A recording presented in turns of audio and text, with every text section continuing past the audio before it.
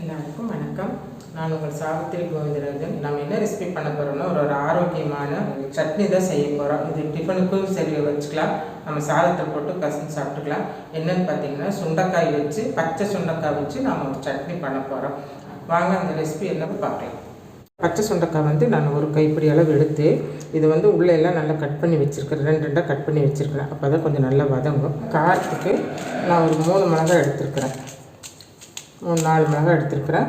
அது கூட ஒரு பெரிய வெங்காயம் 1 எடுத்துருக்கிறேன். நீங்கள் சின்ன வெங்காயம் இருந்தால் ஒரு 10-15 வெங்காயம் சேர்த்துக்கோங்க.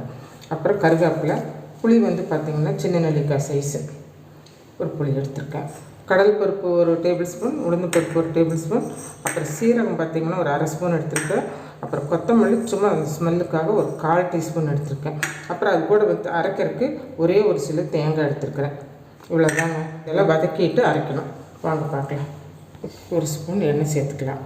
இப்போ நம்ம இந்த சுண்டைக்காயை இதில் போட்டு நல்லா வதக்கிக்கலாம். சுண்டைக்காய் நம்ம ஸ்டார்டிங்கில் போடும்போது பச்சையாக இருந்துச்சு இல்லையா, வதங்கிடுச்சுன்னா இந்த மாதிரி நல்லா எல்லாமே வெள்ளை கலராக மாறிடும். இப்போ வதங்கிடுச்சுன்னு அர்த்தம். இப்போ இது கூட நம்ம வெங்காயம் சேர்த்துக்கலாம். காரத்துக்கு மிளகாய் சேர்த்துக்கலாம், புளி சேர்த்துக்கலாம். பாருங்க, வெங்காயமும் நல்லா கலர் சேஞ்ச் ஆகிடுச்சு. கருவேப்பிலை சேர்த்து இது இறக்கிடலாம். ஆறிட்டு இருக்கட்டும். நம்ம அதுக்குள்ளே பருப்பு, உளுந்து பருப்பு இருக்கு இல்லையா, அதை வறுத்துக்கலாம். 1 ஸ்பூன் எண்ணெய் சேர்த்துருக்கேன். கடலைப்பருப்பு இதில் சேர்த்துக்கலாம். இப்போ உளுந்து பருப்பு இதில் சேர்த்துக்கலாம். இது ரெண்டும் நல்லா ப்ரௌன் கலராக இருக்கும். இப்போ கடலைப்பருப்பு வறுபட்டுருச்சு. இப்போ ஸ்டவ்வை ஆஃப் பண்ணிட்டு தான் நம்ம இந்த சீரகம் சேர்த்தணும், இல்லைன்னா சீரகம் கரிஞ்சிடும். இந்த கொத்தமல்லியை இதில் சேர்த்துக்கணும். சேர்த்து இந்த சூட்லேயே வறுத்த போட்டு, இப்போ இந்த வறுத்த பொருள் எல்லாம் ஒன்றா சேர்த்து அது கூட நம்ம தேங்காய் எடுத்து வச்சுருக்கோம் இல்லையா, தேங்காயை சேர்த்து அரைச்சிட்டு வரணும். இந்த நான் அரைச்சிட்டு வரேன். பாருங்கள், சட்னி அரைச்சிட்டு வந்தாச்சு. இப்போ இதுக்கு ஒரு தாளிப்பு கொடுத்துடலாம். எண்ணெய் 1 ஸ்பூன் ஊற்றிருக்கு.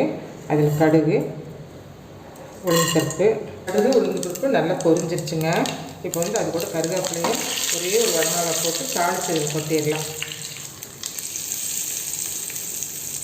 சட்னி பார்த்திங்கன்னா நம்ம அப்படியே அரைச்சி தாளிக்காமையும் சாப்பிட்டுக்கலாம், இல்லை தாளித்து சாப்பிட்டுக்கலாம். இல்லை அப்படின்னா உங்களுக்கு இதை சாப்பாட்டுக்கு பசஞ்சு சாப்பிடணும் அப்படி தொட்டுக்கிற மாதிரி இருந்ததுன்னா இது இந்த மாதிரி கெட்டியாகவே வச்சுருங்க.